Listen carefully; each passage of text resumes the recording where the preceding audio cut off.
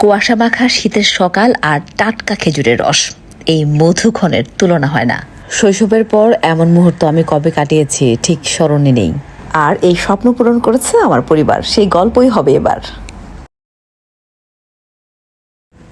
হঠাৎ খুব ইচ্ছে হলো টাটকা খেজুরের রস খাওয়া এবং স্বচক্ষে খেজুরের গুড় তৈরি।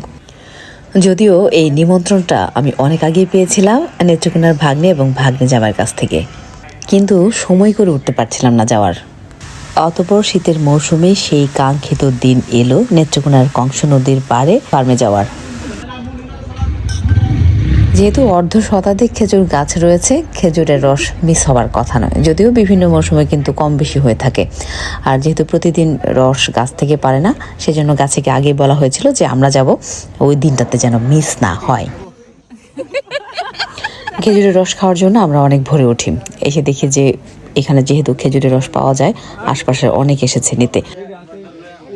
গাছ থেকে খেজুরের রস পাড়া, ছাকা, জাল দেয়া এবং সেটা ঘন করা, তারপর ছাঁচে ঢালা, পুরো প্রক্রিয়াটা ম্যানুয়াল এবং ভীষণ কষ্টের।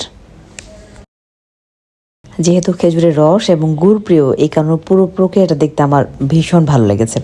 এর আগে পেশাগত কারণে আমরা প্রচুর স্টোরি করেছি খেজুর রস কিংবা খেজুরের গুড় নিয়ে, কিন্তু স্বচক্ষে মানে ছোটবেলায় দেখেছি, এরপরে আসলে দেখা হয়নি, যে কারণে অনেক বেশি এনজয় করেছি। দাদি